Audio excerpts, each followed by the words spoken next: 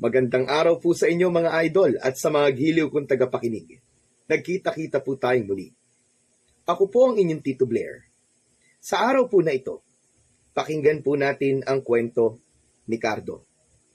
Isang dating antingero at manunugis na mga aswang na tinaguriang pinakamabangis sa lahat. Tahimik nang namumuhay sa kagubatan si Cardo. Tinalikuran niya ang dati niyang buhay. Simula ng paslangin ng mga aswang ang kanyang mahal na asawa. Ngunit muli siyang magbabalik sa pagiging antingero nang patayin ng mga aswang ang alaga niyang aso na si Awok. Sa tulong ng kanyang agimat at mga sandata, haharapin ni Cardo ang iba't ibang klase ng aswang upang maghiganti. Ngunit sapat nga ba ang kanyang lakas at tapang para labanan ang grupo ng mga aswang na pinamumunuan ng makapangyarihang si Agustin? Ano ang kanyang mga pagdadaanan bago makaharap ang anak nito na siyang pumatay sa kanyang aso? At ano ang kanyang matutuklasan na mas lalong nagpaliyab sa kanyang matinding galit laban sa kampon ng kadiliman na sanhi ng kanyang pag-iisa? Sabay-sabay po nating pakinggan ang kwento ng manunugis na minsan nang piniling mamuhay ng tahimik at payapa, ngunit pilit na inihila sa kanyang madugong buhay. Ngunit bago po ang lahat mga idol, huwag naman po nating kalimutan mag-subscribe at i-hit ang notification bell sa aking YouTube channel na The Voice Addict para sa mas marami pang makapigil hiningang kwentong aswang at katatakutan mula sa mundo ng kababalaghan. Umpisahan na po natin ang kwento. Ilang taon nang naninirahan ang 40 anyos na si Cardo Di Magiba sa kanyang bahay na nasa gitna ng kagubatan kasama ang kanyang aso na si Awok. Natagpuan niya noon si Awok sa kalsada na nanghihina at puro sugat. Nang dahil sa maayos na pag-aalaga ni Cardo kay Awok, ay bumalik ang sigla ng dati ay palaboy na aso. Kilala si Cardo noon bilang pinakamabangis, malupit at mahusay na antingero na nanunugis ng mga aswang. Ngunit ang bagay na yon ay matagal na niyang tinalikuran nang balikan ng mga aswang ang kanyang mahal na asawa na si Karen. Dahil hindi siya kayang patayin ng mga aswang, si Karen ang pinagbuntunan ng mga yon. Simula noon ay kinalimutan na ni Cardo ang pagiging isang antingero at manunugis. Alam niya na lahat ng taong malapit sa kanya ay mapapahamak ng dahil sa kanya. Nagdesisyon siyang magpatayo ng malaking bahay sa gitna ng kagubatan. Isang tahanan na malayo sa mga tao at sa mga aswang. Isang umaga, tahimik ang buong kagubatan habang abala si Cardo sa pagtatanim ng gulay sa malawak niyang bakuran. Kung tutuusin, lahat ng kailangan ni Cardo para mabuhay ay naroon na. Bukod sa may taniman siya ng iba't ibang gulay, ay meron siyang sariling linya ng tubig na nagmumula sa bundok na hindi kalayuan sa kinatatayuan ng kanyang tirahan. May kuryente rin siya roon dahil meron siyang generator. Ang kanyang bahay ay gawa sa kahoy at simento. Malaki, ngunit simpleng bahay lang ang kanyang tirahan. Meron yung 2 palapag. Hindi rin niya problema ang pera dahil marami siyang negosyo na pinapatakbo ng iba't ibang tao na pinagkakatiwalaan niya. Nasa tabi ni Cardo ang aso niyang si Awok na siyang nag-iisa niyang kasama sa buhay. Natagpuan niya noon si Awok sa kalye. Payat ito, nanghihina at parang mamamatay na. Nakaramdam kagad siya ng koneksyon kay Awok nang makita niya ito, kaya hindi siya nagdalawang isip na kunin at ipagamot ang aso hanggang sa bumuti ang kalagayan nito. Kumusta ka na, Awok?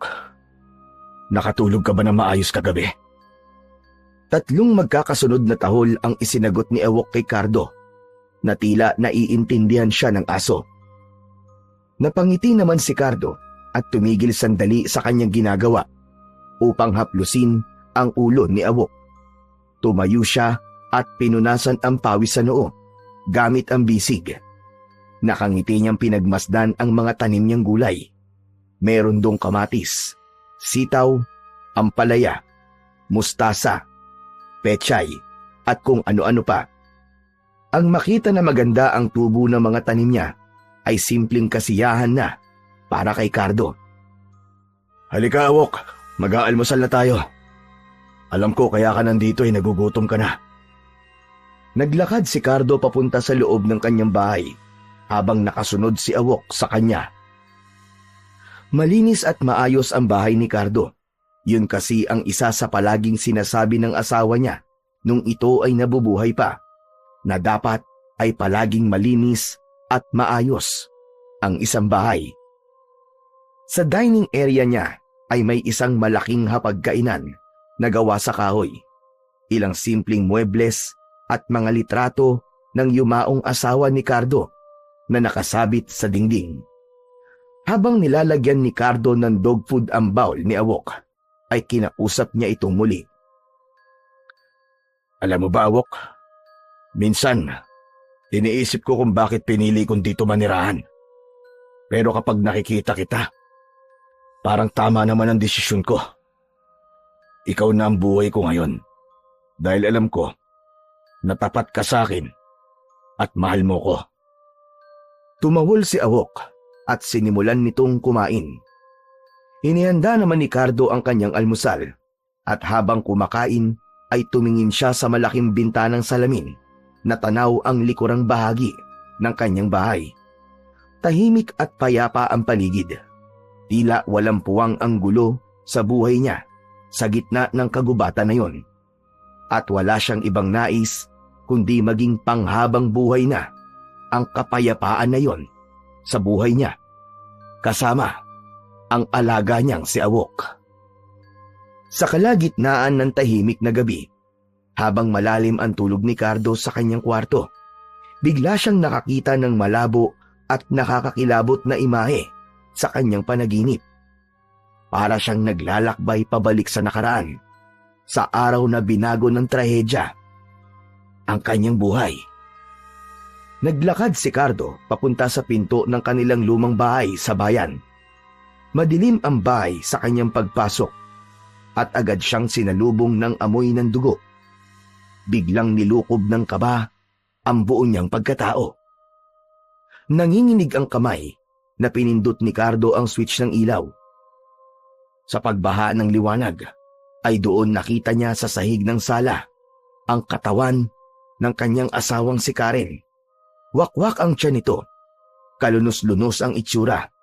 Marami itong sugat sa buong katawan at halatang pinahirapan muna ng gusto bago tuluyang pinatay. Napaluhod si Cardo sa harapan ng kanyang asawa. Nanginginig siya sa puot at lungkot. Hindi niya alam kung paano hahawakan o yayakapin si Karen dahil sa kalagayan ng katawan nito. Karen! Karen, asawa ko! Anong ginawa nila sa'yo? Habang nakatitig sa bangkay ng asawa, may nakita siyang papel sa tabi nito. Pinulot niya yon at nanginig ang kanyang mga kamay nang basahin niya yon. Cardo, tumigil ka na sa pagpatay sa amin. Kung hindi, uubusin namin ang lahat ng mahal mo sa buhay. Napuno ng galit ang puso ni Cardo. Nilukot niya ang papel sa kanyang mga kamay, ngunit hindi niya na alam ang kanyang gagawin.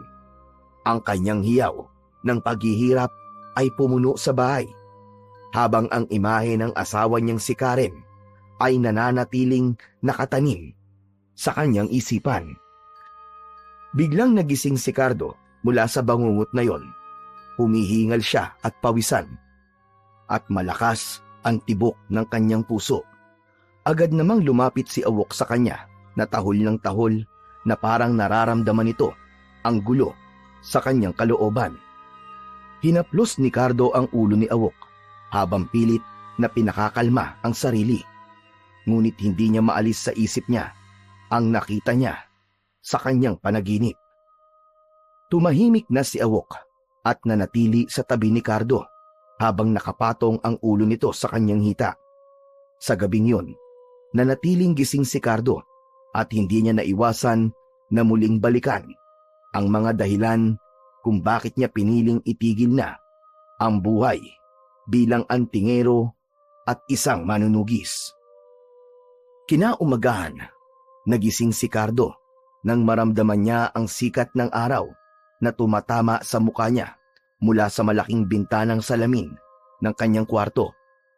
Bumangon siya mula sa kanyang kama at agad siyang napatingin sa malaking larawan ni Karen na nakasabit sa dingding ng kanyang silid. Yun ang larawan ng asawa niya nung ikinasal sila. Napakaganda ni Karen sa larawan na yon. Nakangiti at punong-puno ng buhay. Malayo yun sa Karen na nakita niya nung pinatay ito ng mga aswang. Agad na bumigat ang dibdib ni Cardo at hindi niya napigilang lumapit sa larawan. Marahan niyang hinaplos ang larawan ng namayapa niyang asawa. Ang mga daliri niya ay nanginginig habang tinititigan ang masayang muka ni Karen. Napapikit siya at muling bumalik sa kanyang isipan ang imahe ni Karen nung gabing natagpuan niya itong wala ng buhay. Patawad, Karen. Patawarin mo ko. Napaluha si Cardo at pinilit niyang pigilan ang kanyang paghikbi. Naprotektahan ko napakaraming tao noon. Pero ikaw pa na pinakamahalaga sa akin. Ang hindi ko naprotektahan. Patawarin mo ko, mahal ko. Patawarin mo ko. Huminga siya ng malalim, ngunit lalo lamang bumigat ang kanyang pakiramdam. Napayuko siya at napahawak sa sariling dibdib. Pakiramdam niya ay sinasakal siya ng bigat ng sarili niyang konsensya.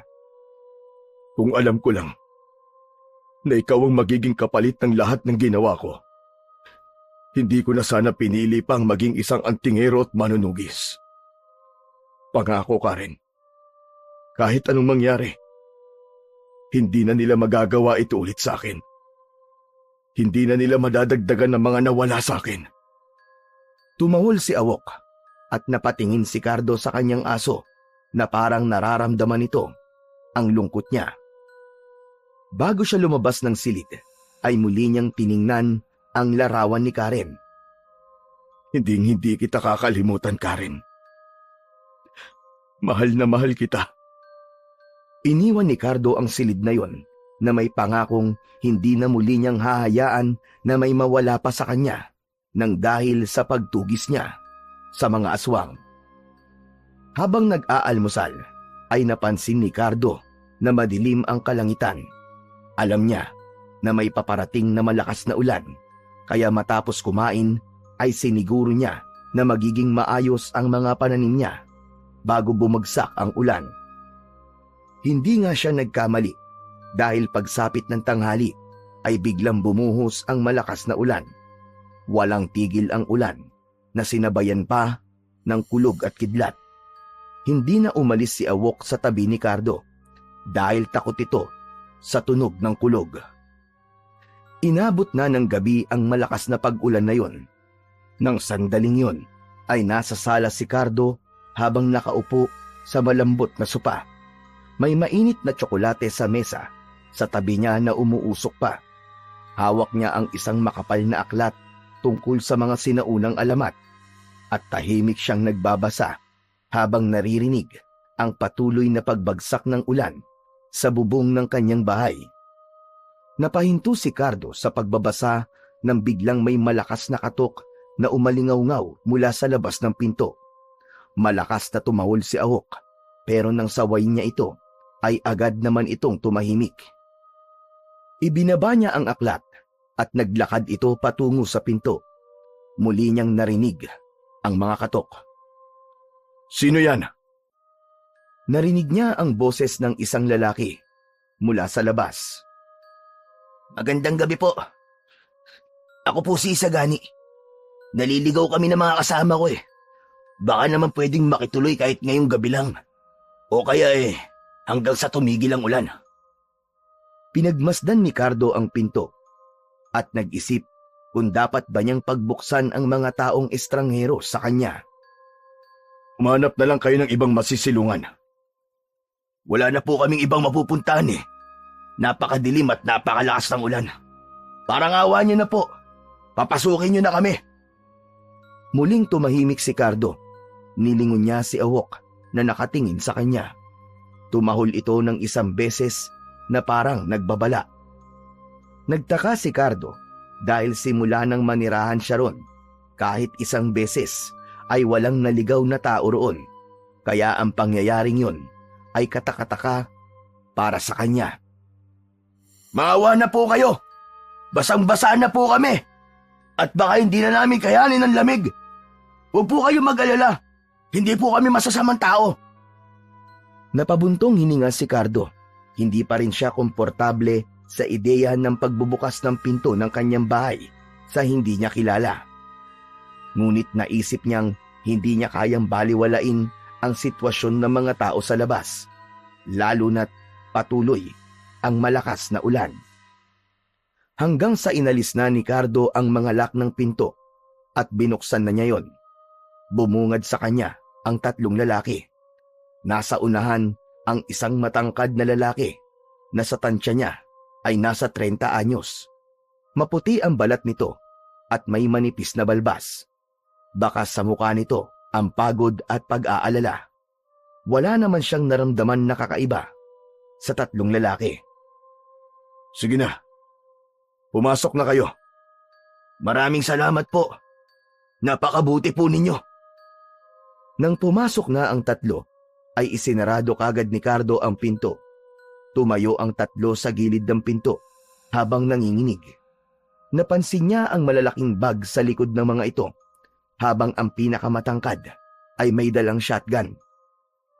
Tila naman napansin ng lalaki na nakatingin si Cardo sa hawak nitong baril, kaya agad itong nagpaliwanag. Ito po ba? Mangyaring nangangaso po kami sa gubat, kaya may dala akong baril. Naligaw kami hanggang sa inabutan kami ng ulan. Yan lang muna kayo. Ikukuha ko kayo ng tuwalya at pamalit na damit. Baka magkasakit pa kayo Umakyat si Cardo sa ikalawang palapag ng kanyang bahay. Kumuha siya ng 3 tuwalya at mga damit para sa 3 lalaki. Nang bumalik siya sa sala, ay nakatayo pa rin ang mga lalaki sa lugar kung saan niya to iniwan. Inabot niya ang mga dala niya sa matangkad na lalaki. Ito ang tuwalya at mga damit. Magpalit kayo para hindi kayo magkasakit. Naroon ang banyo. Itinuro niya ang banyo na malapit sa kusina. Maraming salamat po ulit. Hindi po namin malilimutan ang kabutihan niyo sa amin. Kinuha ng lalaki ang mga tuwalya at damit at iniabot ang mga yun sa mga kasama. Habang papunta ang tatlo sa banyo, sinundan ng tingin ni Cardo ang mga yun. Ibinulong niya sa kanyang sarili na sana ay hindi siya nagkamali na pinapasok niya ang 3 lalaki sa kanyang bahay. Habang nag-aayos ang 3 lalaki sa banyo, ay nagpunta si Cardo sa kusina. Binuksan niya ang kanyang kahon ng tsokolate at nagsimulang mag-init ng tubig.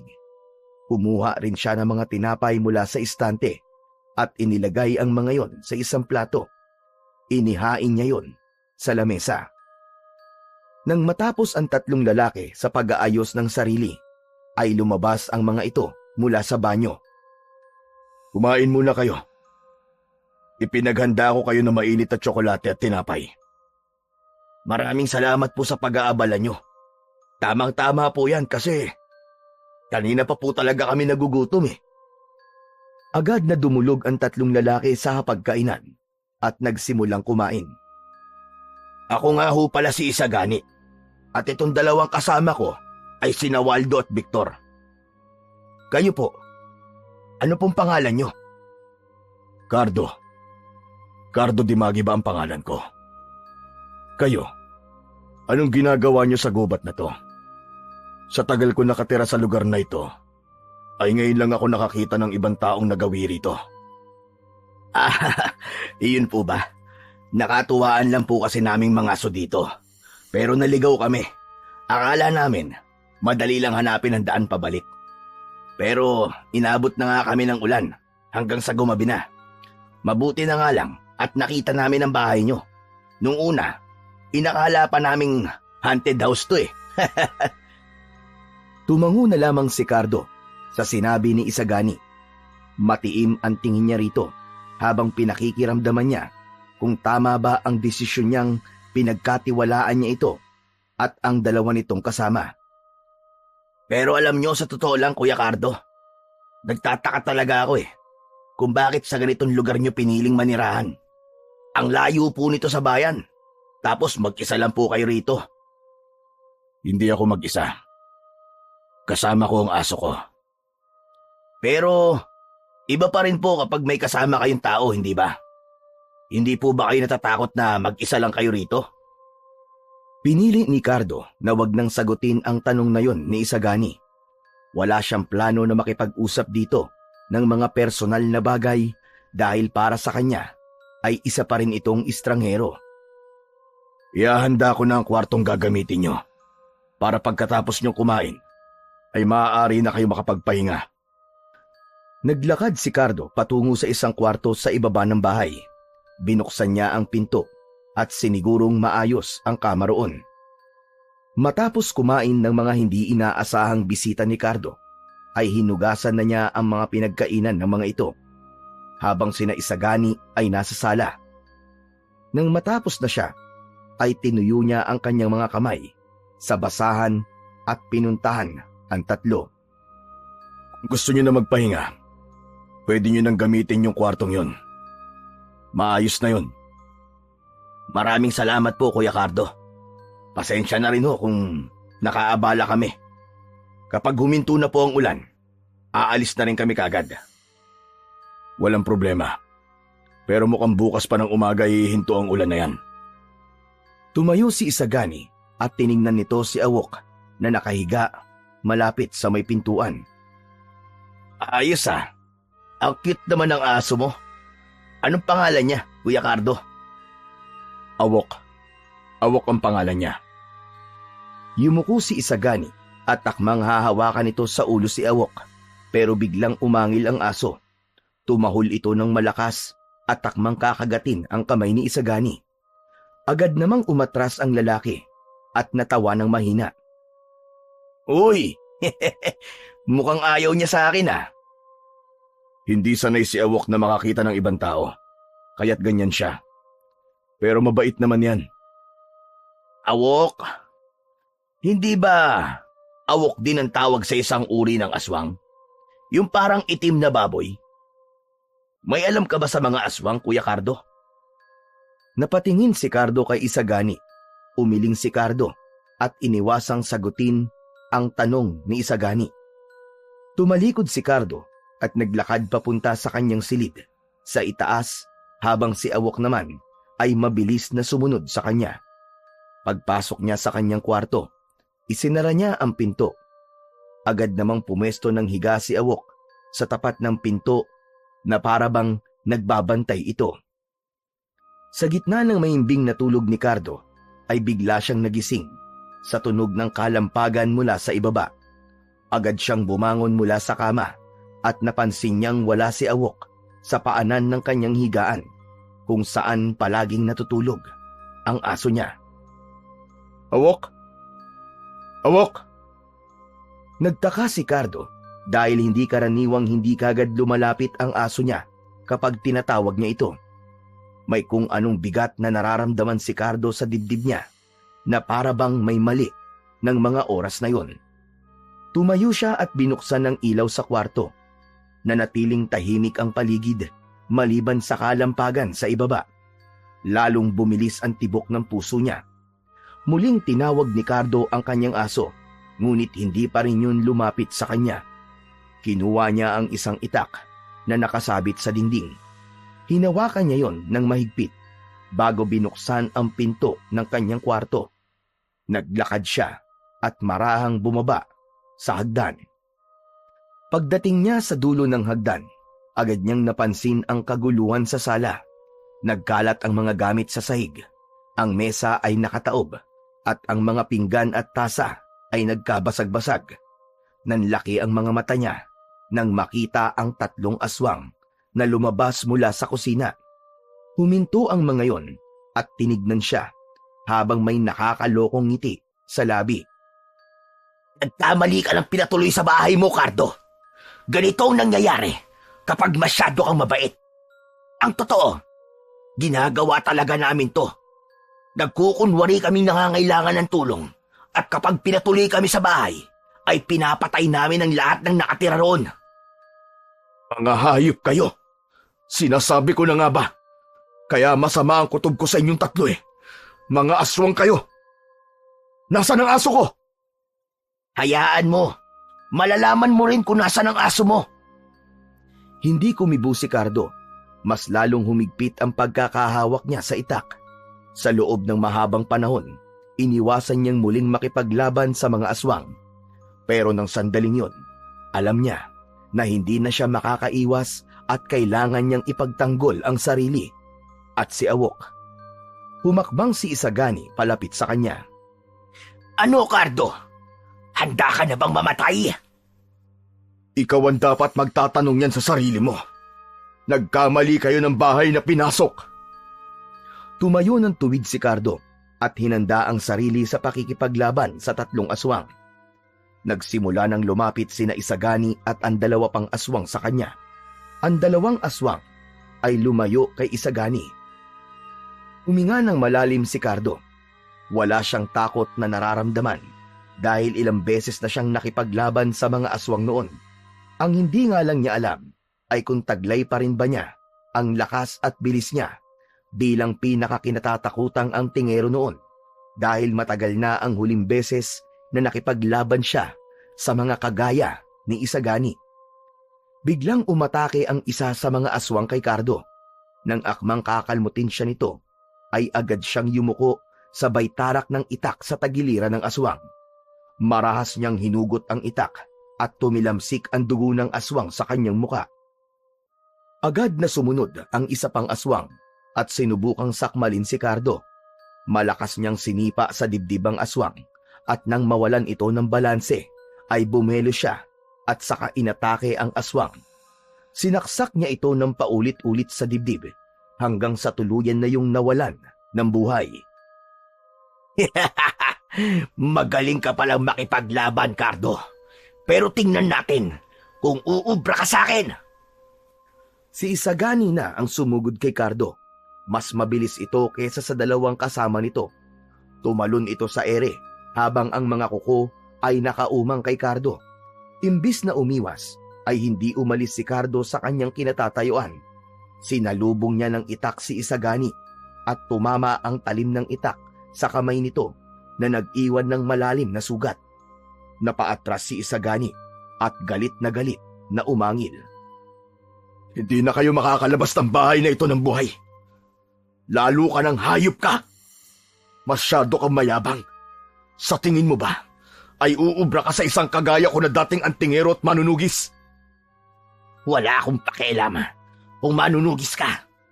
Pero huwag kang mag-alala dahil babalikan kita. At pagbalik ko, sisiguraduhin kong mapapatay na kita. Mabilis na tumakas sina Isagani at ang isa pang aswang. Binasag ng mga ito ang salamin na bintana at lumabas mula roon ang 2. Agad na tumakbo si Cardo palabas ng bahay at hinabol ang mga yun sa gitna ng ulan. Bumalik kayo! Tapusin niyo ang sinimulan niyo! Mga duwag! Ngunit kahit gaano siya kabilis, ay mas mabilis pa rin ang mga aswang kumpara sa kanya at sa isang iglap, nawala na ang mga yun sa kanyang paningin. Tumigil si Cardo sa paghabol kina Isagani at nagsimula siyang bumalik sa loob ng kanyang bahay. Nang makabalik siya sa loob, ay nakita niya ang bangkay ng aswang na napatay niya na nakahandusay sa gitna ng sala. Nilagpasan niya lamang yon at sinimulang hanapin si Awok. Paulit-ulit niyang tinawag ang pangalan ng kanyang aso, ngunit nanatiling tahimik ang paligid. Doon na naramdaman ni Cardo ang malamig na kilabot sa kanyang dibdib.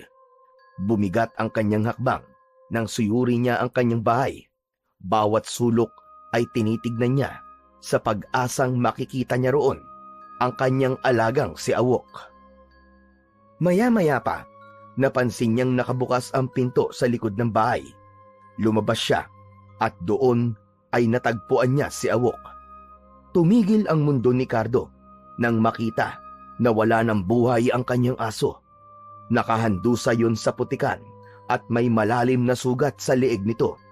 Sigurado siya nakagat yun ng isa sa mga aswang. Dahan-dahang lumapit si Cardo kay Awok. Yumuko siya at nanginginig ang mga kamay na dinampot ang aso niya. Ikinulong niya yon sa kanyang mga bisig. Walang salitang lumabas mula sa kanyang bibig. Ngunit ang mga mata niya ay puno ng kalungkutan at puot. Matagal siyang nanatili sa ganoong posisyon habang ang mga luha niya ay walang patid na dumaloy. Muling naramdaman ni Cardo ang sakit ng mawalan ng mahal sa buhay.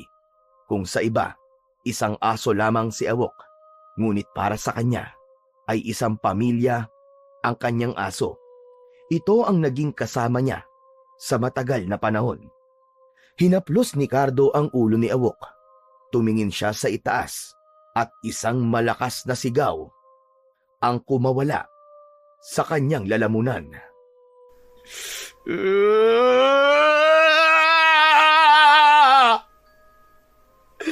Isinusumpa ko! Hindi ako titigil! Hanggang hindi ko kayo napapatay! Uubusin ko kayong lahat! Sa gabing yun, tanging paghihiganti lamang ang laman ng puso ni Cardo. Hindi siya papayag na hindi niya maipaghihiganti si Awok.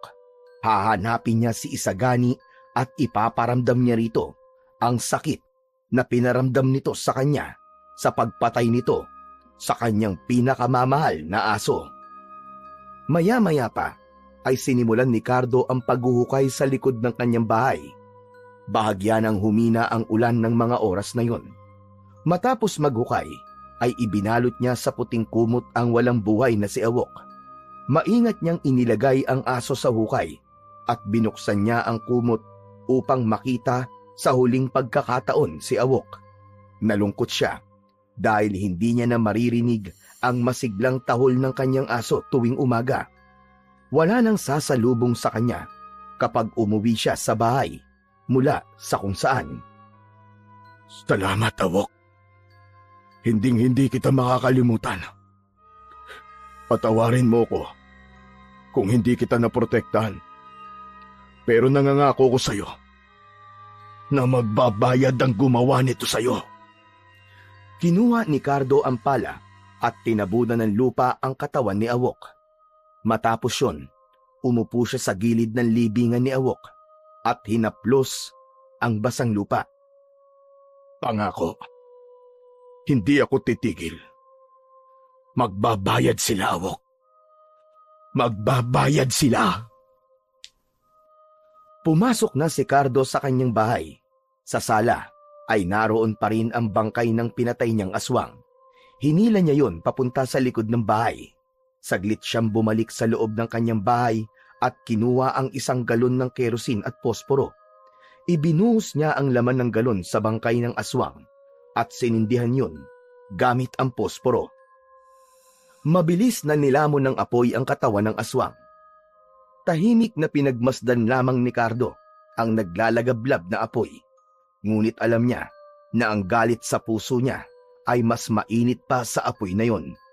Alam niya rin na nangako na siya noon na hindi na babalik pa sa pagiging isang antingero at manunugis dahil akala niya kapag ginawa niya yon ay hindi na siya pag-iinitan ng mga aswang. Pero nagkamali pala siya dahil kahit siya ay nananahimik na, ay nagawan pa rin siya ng masama ng mga aswang. Sa ibang banda, ipinasok naman ni Isagani ang mamahalin niyang kotse sa loob ng bakuran ng kanilang bahay. Inihinto niya yon sa tapat ng bahay at bumaba sa sasakyan. Dire-diretso siyang pumasok sa napakalaking pinto at bumungad sa kanya ang malapalasyong interior ng loob ng bahay. Ang sahig ay gawa sa makintab na itim na marmol. Sa magkabilaang gilid ay may mga hagdanang may pulang karpet at ang dingding ay puno ng mga mamahaling painting. Naglakad si Isagani patungo sa kusina upang kumain. Ngunit bago siya makarating doon, ay nakita niya ang kanyang ama na si Agustin. Nasa may minibar ito habang hawak ang isang baso ng alak. Sa harap nito ay nakapatong ang isang mamahaling bote ng alak na halos ubos na. Lumapit si Isagani kay Agustin. Ang aga naman yata ng paglalasing mo, Papa. Kailangan kong kumalma. Hindi magandang galaw ng stock market ngayon. Saan ka ba nanggaling? Halos 1 linggo ka na namang nawala. Kasama ko sina Waldo at Victor. Naglibang lang kami. Naglibang. Huwag mo na akong lokohin.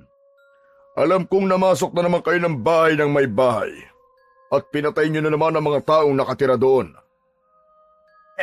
Alam niyo naman pala eh. Ano pa ba ang bago? Ilang beses ko na sinabi sa'yo, natigilan mo na yan, Isagani. Delikado ang ginagawa niyo.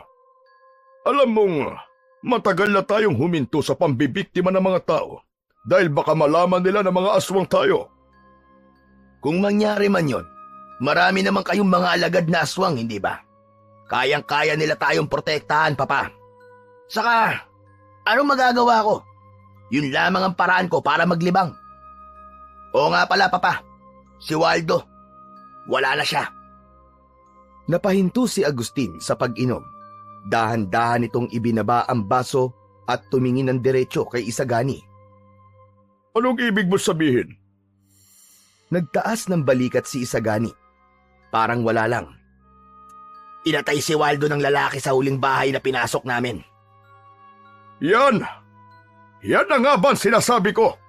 Hindi magtatagal ay makakahanap kayo ng katapat nyo. Ikaw, Isagani, sinasabi ko sa'yo, itigil nyo na ang kahibangan na ginagawa nyo ng mga kaibigan mo. Relax! Relax lang, Papa. Sugat lang sa kamay ang nakuha ko. Buhay pa naman ako hindi ba? Nandito ako sa harap nyo nakatayo. Pero yung lalaki sa uling bahay na pinasok namin, kakaiba siya, Papa. Kakaiba siya. Kakaiba? Anong ibig mo sabihin? Ang sabi niya, dati siyang antingero at manunugis. Mukhang totoo naman kasi biyasa siya sa pakikipaglaban sa mga aswang. Kaya nga tumakas na lang kami ni Victor. Sandali, ano nga bang pangalan ng lalaking yun? Pilit na inalala ni Isagani ang pangalan ng lalaki na pumatay kay Waldo. Maya-maya pa ay napapitik siya sa hangin nang maalala niya ang pangalan nun. Aha! Alam ko na. Natatandaan ko na po ang pangalan niya. Cardo. Cardo de Magiba. Nagtaka si Isagani nang bumakas ang takot sa muka ng kanyang ama. Ano? Ano sinabi mo? Ulitin mo nga ang pangalan ng lalaking yun? Cardo de Magiba. Bakit? May problema ba, Papa? Nagulantang si Isagani nang bigla siyang sinuntok ni Agustin sa muka. Nawalan siya ng balanse at bumagsak siya sa sahig. Napahawak siya sa labi niyang dumudugo dahil sa lakas ng suntok ng kanyang ama.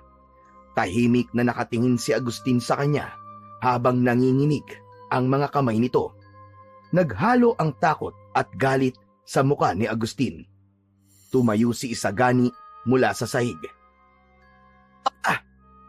Bakit mo ako sinuntok? Ano ba problema mo? Hindi mo ba kilala si Cardo de Magiba? Sino ba ang Cardo de Magiba na yon? At bakit parang takot na takot ka sa kanya, Papa? Huminga ng malalim si Agustin. Nagsalin ito ng alak sa baso at diretso yung ininom. Matalim ang mga mata na tinignan nito si Isagani. Hindi lang ako takot kay Cardo de Magiba. Lahat ng aswang ay takot sa kanya. Si Cardo de Magiba ay ang pinakamabangis at walang awang manunugis na mga aswang noon. Walang aswang ang nakaliligtas sa kanya. Sus! Tao pa rin siya, Papa. Madali lang siyang patayin. Anak. Hindi mo siya kilala. Siya ang dahilan kung bakit nagtatago ang maraming tulad natin. Sa galing niya noon, kahit gaano karaming aswang ang sumalakay sa kanya, ay nagagawa niya pa ring manalo at patayin ng brutal ang mga kagaya natin. Natigilan si Isagani, pero hindi pa rin siya nakaramdam ng takot. Kung magaling naman pala siya, bakit tuminto siya? Huminto siya simula nang pinatay ng mga aswang ang asawa niya. Marahil ay naisip niya na uubusin ng mga aswang ang lahat ng mga mahal niya sa buhay dahil hindi siya kaya ng kahit na anong aswang.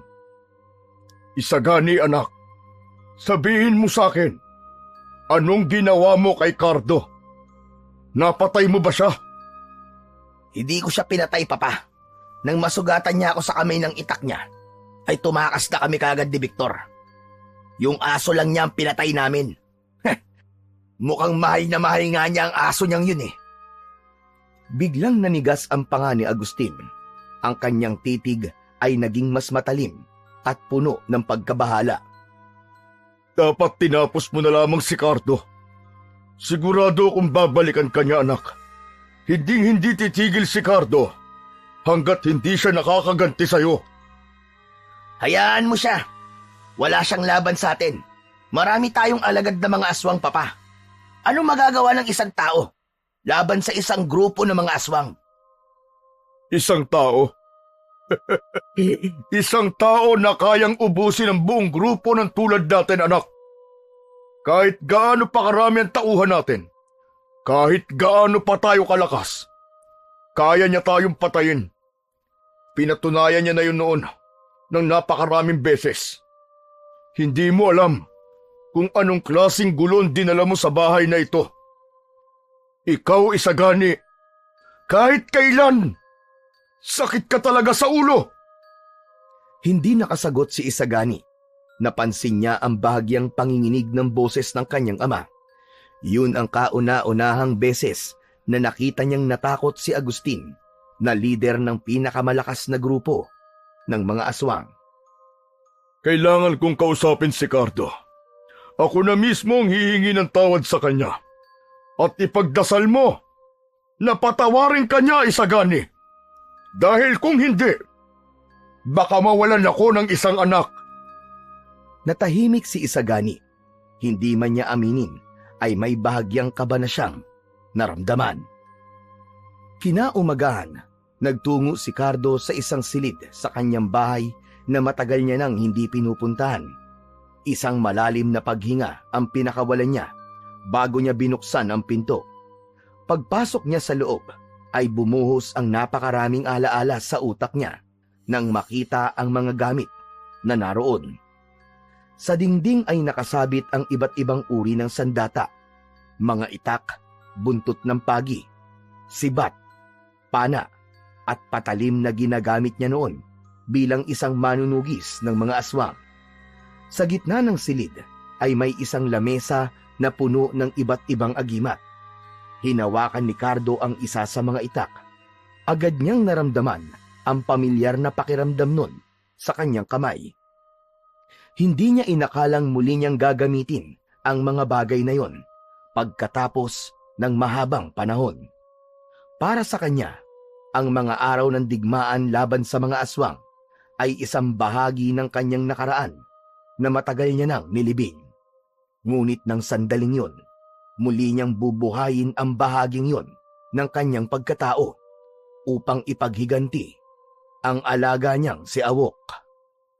Habang tinitignan niya ang mga sandata, ay may narinig siyang mga pagkatok mula sa pinto sa ibaba.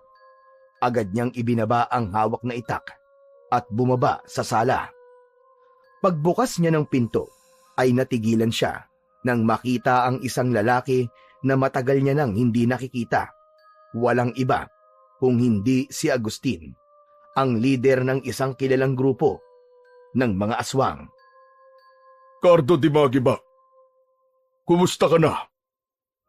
Agustin, Anong ginagawa mo rito? Paano mo nalaman kung saan ako nakatira? Pinagtanong-tanong ko lang, Cardo. Hindi naman mahirap alamin kung nasaan ang kinatatakutang antingero at manunugis na mga aswang. Hanggang ngayon ay kilalang kilala ka pa rin. Kaya may ilan pang nakakaalam kung nasan ka.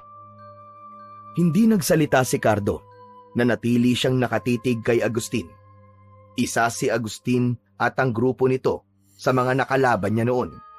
Marami sa mga alagad nitong aswang ang napatay niya, hanggang sa mismong si Agustin na ang sumuko at nangako na hindi napapatay ng mga tao ang grupo nito. Cardo, maaari ba akong pumasok? Wala ko rito para manggulo o gumawa ng masama. Gusto lang kita makausap. Sandaling nag-isip si Cardo. Alam niyang hindi basta-basta pupunta si Agustin sa bahay nito nang walang mahalagang dahilan. Sige, pumasok ka. Maraming salamat, Cardo. Umalis si Cardo sa harapan ng pinto at tuluyan nang pumasok si Agustin. Umupo ito habang si Cardo naman ay nanatiling nakatayo sa harapan nito. Iginala ni Agustin ang mata sa kabuuan ng bahay. Tumingin ito sa kanya at ngumiti. Maganda ang bahay mo, Cardo. Tahimik. Malayo sa gulo. Hindi sumagot si Cardo. Kumusta ka na pala, Cardo?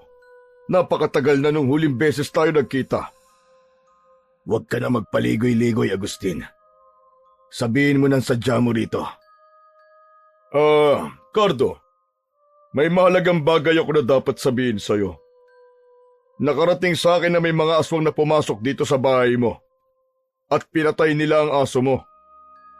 Paano mo nalaman ang bagay na yan? Isa ba sa mga tauhan mo mga aswang na yon? Hindi agad nakasagot si Agustin. Naramdaman naman ni Cardo ang pag-aalinlangan nito na sagutin ang tanong niya. Mangyaring hindi ko tauhan ang gumawa nun. Cardo, anak ko si Isagani. Tumiim ang bagang ni Cardo. Mariin niyang naikuyom ang kanyang mga kamao. Kaya pala alam mo nangyari. Anak mo ang walang yang Isagani na yon. Bata pa si Isagani, Cardo. At aminado ko na kung ano-ano ang ginagawa niya. Ako na ang humihingi ng tawad sa nagawa niya sa'yo. Pinatay niya ang aso ko. Pinatay niya ang aso ko, Agustin. Alam mo ba kung gaano kahalaga si Awok sa akin? Kaya nga humihingi ako ng tawad, Cardo. Alam ko malaking kasalanan ang ginawa ni Isagani. Pero nagsisisi na siya. Hayaan mong ako na ang dumisiplina kay Isagani. Kung talagang nagsisisi siya, dapat narito siya ngayon sa harap ko para humingi ng tawad sa akin. At hindi dapat ikaw ang gumagawa nun para sa kanya. At kahit humingi pa siya ng tawad sa akin, hindi na maibabalik pa ang buhay ng aso ko. Ngunit, aso lang naman ang pinatay niya, Cardo. Kung gusto mo, papalitan ko na mas magandang aso ang pinatay na aso ni Isagani. Hindi lang basta aso si Awok. Pamilya ko siya. Siya ang tanging kasama ko simula na mawala ang asawa ko. Pero pinatay siya ng anak mo, na parang wala lang. Ganun ba kababaw para sa'yo ang buhay na kinitil niya? Cardo, hindi yun ang ibig ko sabihin. Patawarin mo ako. Mali ako. Hindi ko dapat sinabi yun. Pero alam mo, Agustin, maraming salamat sa'yo.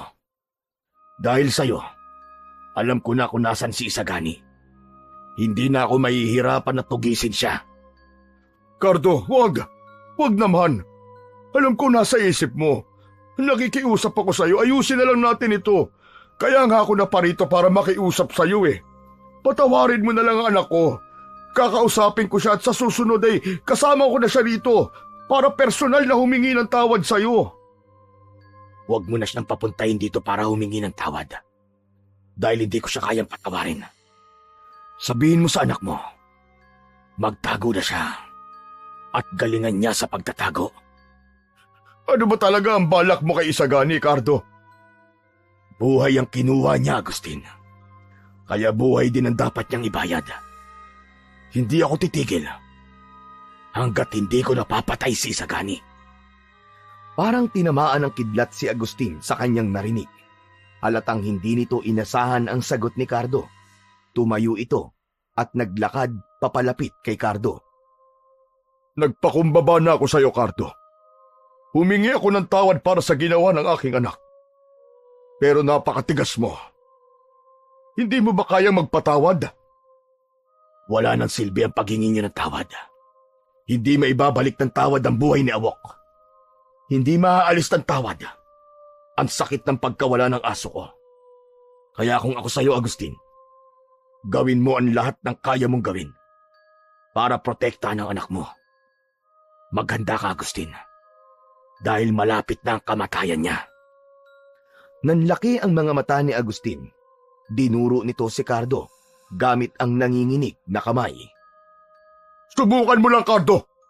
Subukan mong galawin si Isagani. At ako mismo ang haharap sa'yo. Hindi ako magdadalawang isip na labanan ka. Alam mo kung sino ko at ano ang kaya kong gawin. Kahit harangan niyo pa ako ng napakarami mong alagad na mga aswang, hindi ko kayo uurungan. Agustin, siguraduhin mo lang na mapapatay niyo ko. Hindi nakapagsalita si Agustin. Walang ano-ano'y bigla itong tumalikod at naglakad palabas ng bahay. Nang tuluyang makaalis si Agustin, ay huminga ng malalim si Cardo. Bumalik siya sa silid kung saan naroon ang kanyang mga sandata. Sa kanyang isipan, alam niyang malapit na ang araw na makakaharap niya si Isagani. At sa araw na yon, sisiguraduhin niyang matutupad ang kanyang pangako sa kanyang pinakamamahal na si Awok. Nang makabalik si Cardo sa silid kung saan nakatago ang mga agimat at mga sandata niya, ay lumapit siya sa lamesa kung saan nakalagay ang kanyang mga agimat. Sa mga nakaraang taon, nanatili ang mga yon at alam niya na naghihintay ang mga yon na gamitin niya. Kinuha ni Cardo ang isang maliit na bote na may laman na langis. Binuksan niya yon at isa-isa niyang pinatakan ng langis ang lahat ng agimat habang tahimik na bumubulong ng dasal upang muling buhayin ang kapangyarihan ng mga yon na matagal nang natutulog. Matapos yun, kinuha niya ang ilang agimat at isa-isang isinuot sa kanyang leeg. Simula noon, nagsimula na ring magsanay si Cardo sa pakikipaglaban para muling hasain ang kanyang kasanayan. Sa labas ng kanyang bahay siya nagsanay. Una niyang kinuha ang itak na hindi niya na mabilang kung ilang aswang na ang napaslang niya gamit yon. Pumikit siya at humugot ng malalim na paghinga. Muli niyang inalala ang bawat galaw na ginamit niya noon.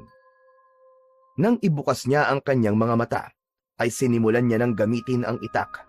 Inisip niya na nasa harapan niya si Isagani.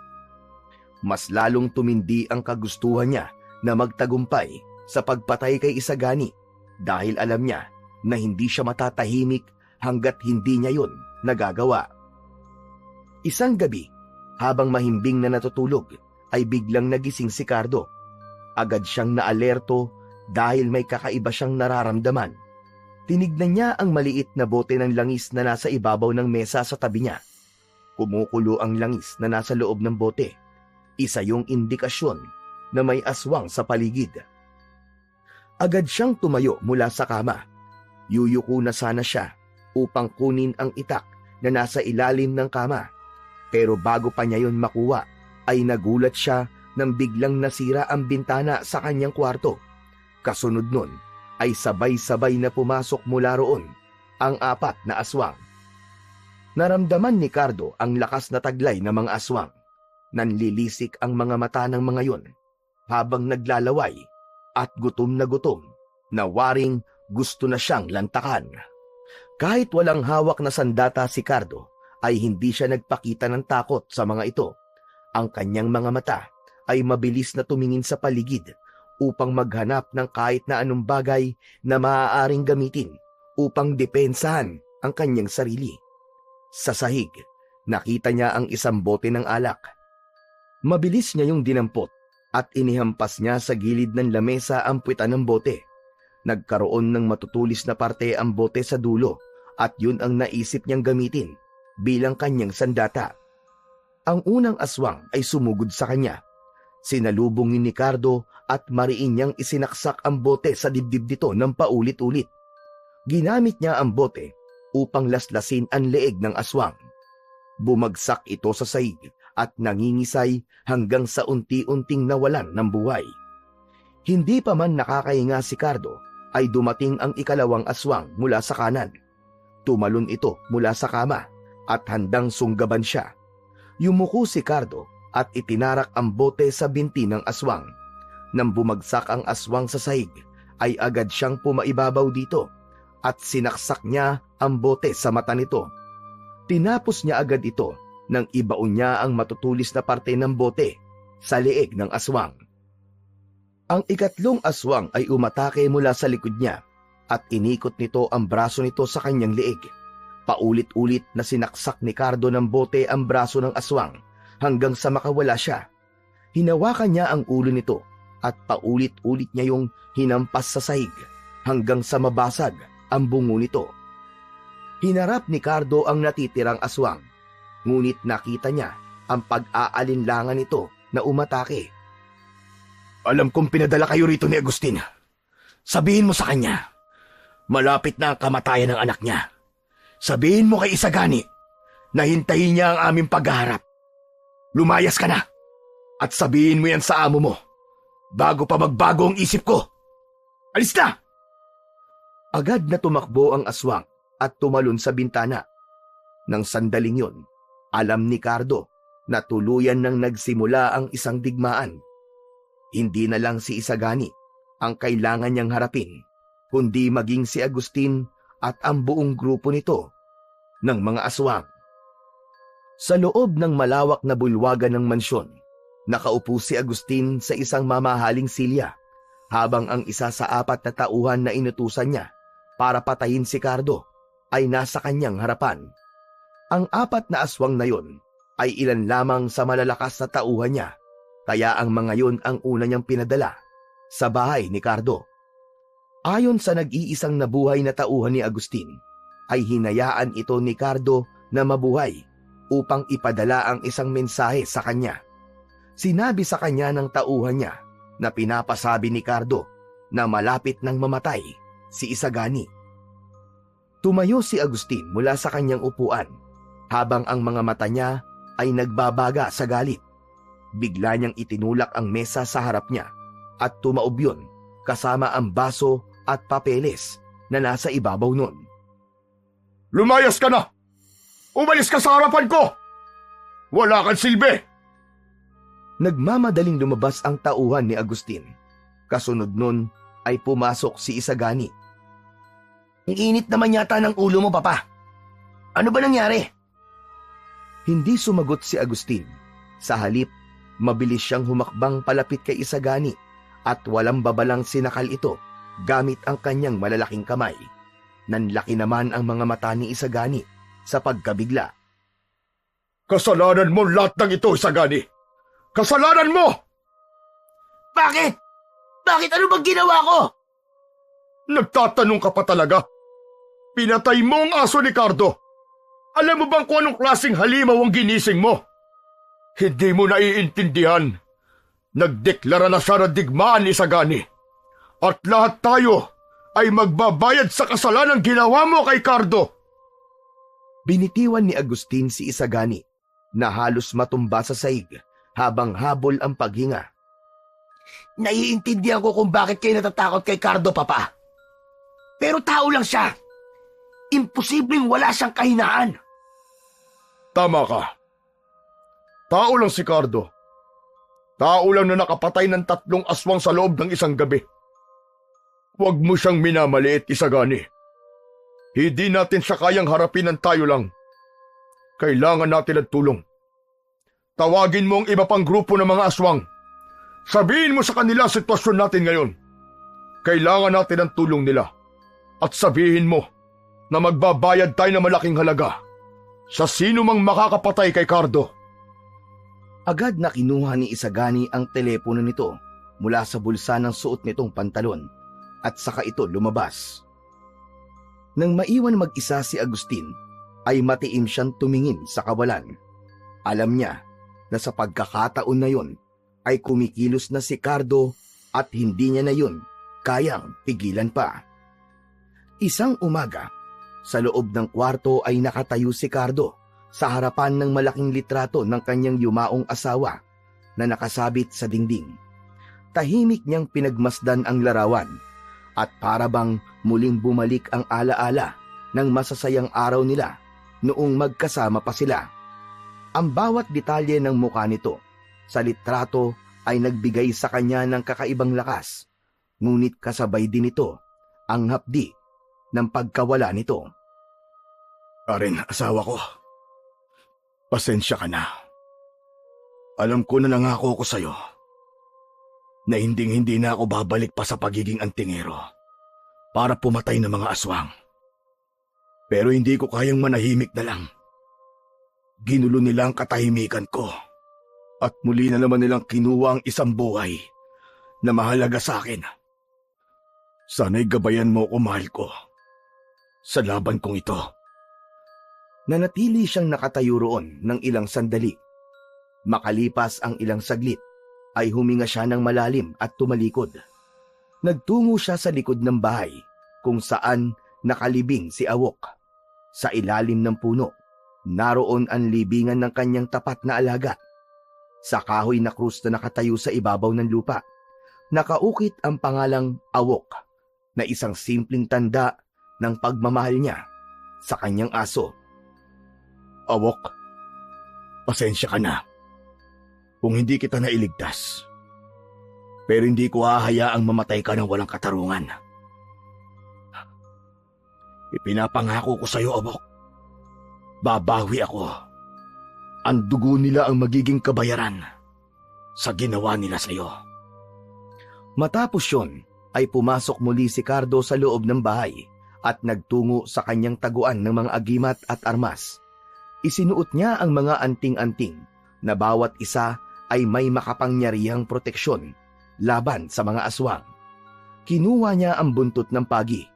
Mula sa taguan, kinuha niya rin ang kaluban na naglalaman ng patalim at itak at isinabit ito sa kanyang bewang. Tumayo siya sa gitna ng bahay at tiningnan ang bawat sulok nito. Lumabas na si Cardo ng bahay at naglakad siya palabas ng malawak na kagubatan. Hindi nagtagal, narating niya ang baryo. Diretso siyang nagtungo sa bahay ng matandang albularyo na si Lolo Samuel. Ang matanda ang isa sa mga naging guro niya nung bata pa siya. Ang bahay nito ay gawa sa kahoy. May bubong na pawid at napapaligiran yon ng mga halamang gamot. Lumabas si Lolo Samuel mula sa bahay nito at nagulat ito nang makita si Cardo. Cardo! Abay, ikaw pala! Ang tagal na kitang hindi nakikita! Lolo Samuel, kailangan ko po ng tulong nyo. Hihingi po ako ng basbas mula sa inyo sa laban na haharapin ko. Ano ka mo? Laban? Akala ko ba'y huminto ka na sa ganyang buhay? Ano ba nangyari? Maaari mo ba sabihin sa akin? Ginulo nila ang buhay ko. Pinatay nila ang asawa ko noon. Ngayon, pati ang tapat kong aso, kinuha nila. Hindi ko kayang manahimik na lang at hayaan ang mga kasamaan na ginawa nila sa akin. Mga aswang bang gumambala sa'yo? Oo, Lolo. At sisiguraduhin kong hindi na nila magagawa ito sa iba. Sisiguraduhin kong matatapos na ito. Tumahimik si Lolo Samuel at tumingin sa kanya ng mariin. Tila siniyasat ng matanda ang determinasyon sa mga mata ni Cardo. Kung yan ang desisyon mo, iyo, wala akong karapatang pigilan ka. Pero Cardo, alam mong hindi ito magiging madaling laban. Alam ko, Lolo Samuel. Matagal ko nang alam na walang madaling laban sa buhay ko. Pero hindi ko iniisip kung buhay pa akong babalik. Ang mahalaga, magawa ko ang tama at makapaghiganti ako. Lumapit si Lolo Samuel at hinawakan ang balikat ni Cardo. Cardo, iho, ipagdarasal ko ang tagumpay mo. Ang tapang mo, ang karunungan mo, at ang mga agimat na dala mo ang magiging gabay mo. Manalangin ka palagi, anak. Hindi ka nag-iisa. Maraming salamat po, Lolo Samuel. Tandaan mo, Cardo, hindi lang lakas ang kailangan mo. Kailangan mo rin ang tibay ng loob at linaw ng isipan. Huwag mong kalimutang humingi ng gabay sa may kapal. Opo, Lolo Samuel. Hindi ko po kakalimutan yun. Bumalik si Lolo Samuel sa kanyang bahay habang si Cardo naman ay nagpatuloy na sa kanyang paglalakbay. Dala niya ang lakas ng loob, tapang at kasiguraduhan na makakamit niya ang katarungan. Malinaw ang kanyang layunin na wakasan ang kasamaan ng mga aswang at ibigay ang hustisya para kay Awok. Sa pamamagitan ng tricycle ay nakarating si Cardo sa isang bus station. Sumakay siya ng isang ordinary bus na siyang magdadala sa kanya sa lungsod. Tumagal siya ng ilang oras doon dahil hinintay niya pang mapuno ng pasahero ang bus at halos hapon na yun nang umalis. Alam ni Cardo na magiging mahaba ang biyahe na yun, kaya pinili niyang matulog muna. Nasa pinakahulihang upuan siya. Makalipas ang mahabang oras ay biglang huminto ang bus na siyang ikinagising ni Cardo.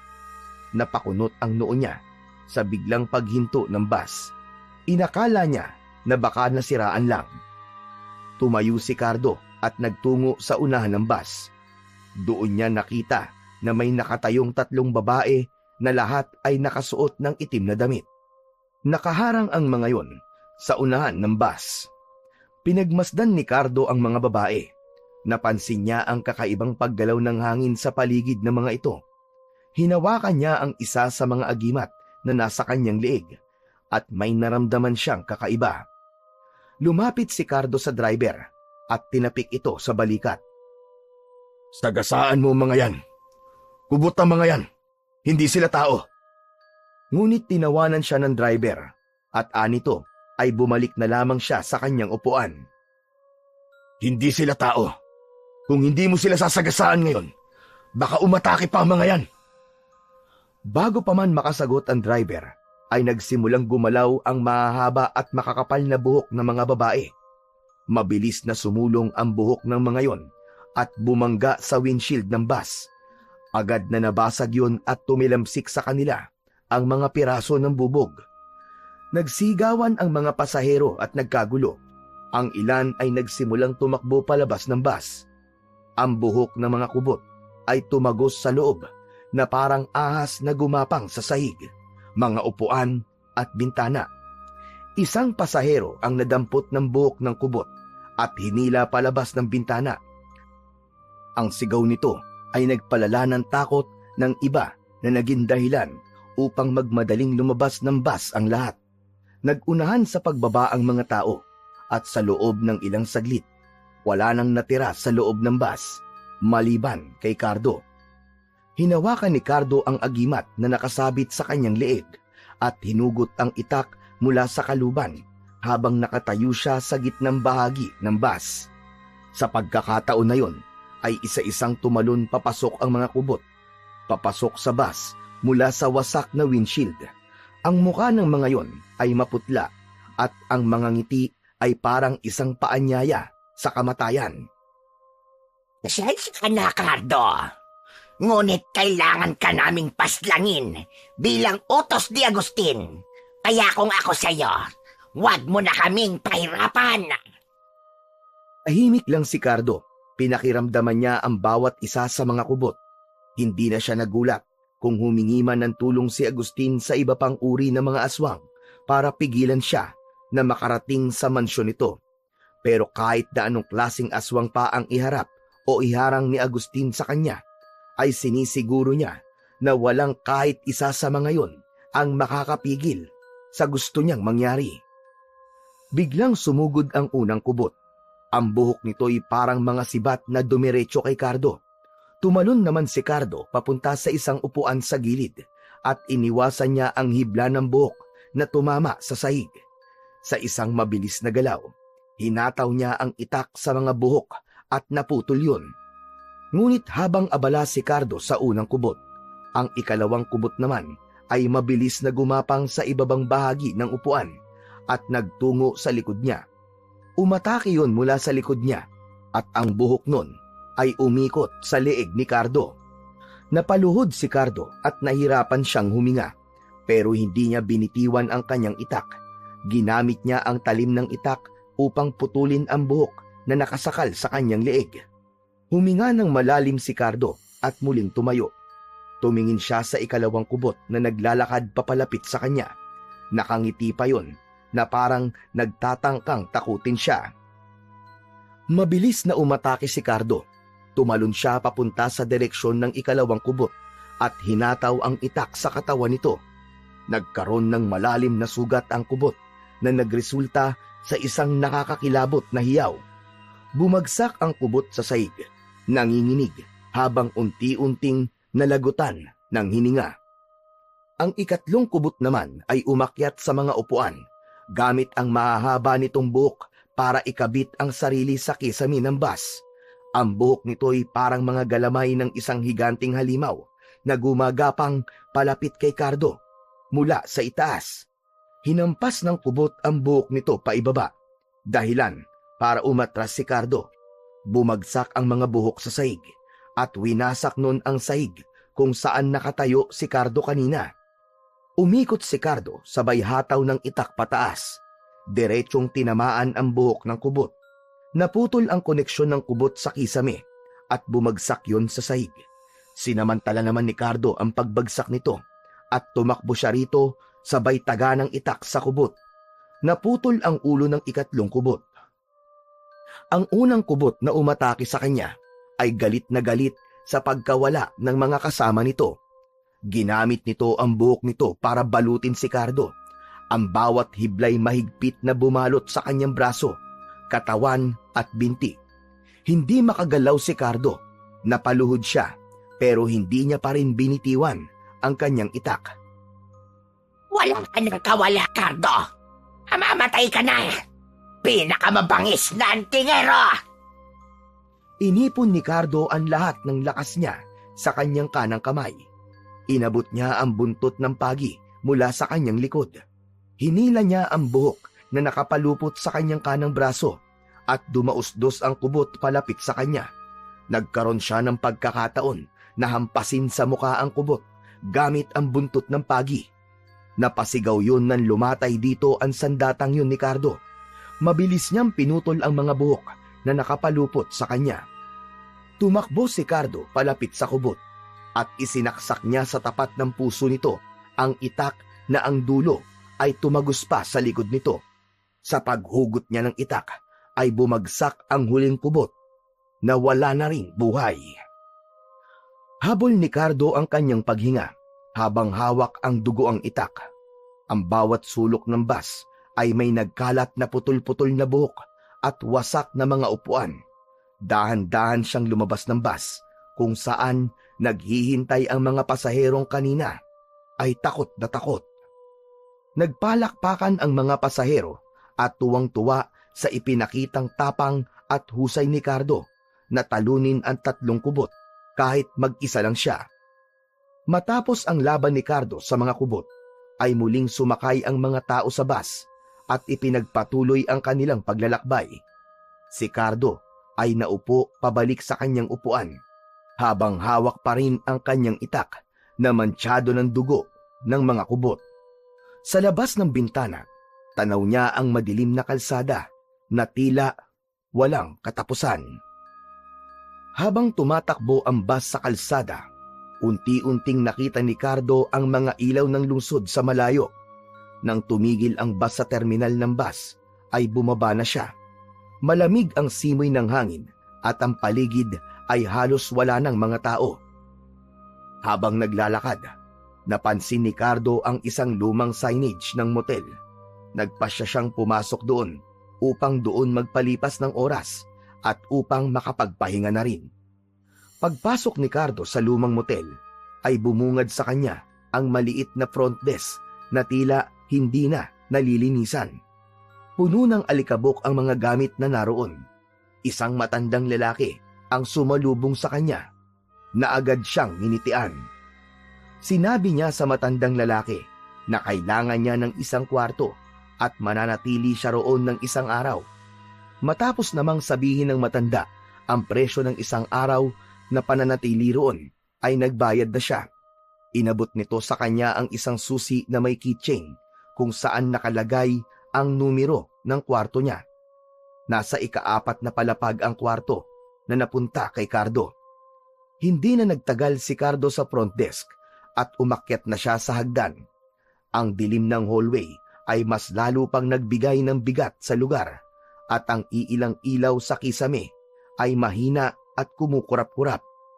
Nang marating niya ang ika-4 na palapag, ay nagtungo siya sa tapat ng pinto ng kanyang kwarto. Binuksan niya yon at agad siyang pumasok. Sa loob nun ay may isang maliit na kama na may manipis na kutsyon. May isang lumang electric fan na nakapatong sa lamesa sa tabi ng bintana. At ang ilaw ng kwartong yon ay nagmumula sa isang ilaw sa kisame na kulay dilaw at mahina ang liwanag. Ibinaba niya ang kanyang bag sa gilid ng kama. Inilapag ang itak at ang buntot ng pagi sa lamesa. Hinubad niya ang kanyang mga agimat mula sa leeg. At marahang inilapag ang mga yon sa ibabaw ng bag. Huminga siya ng malalim at tumingin sa bintana. Malapit na tayo magkaharap, Isagani.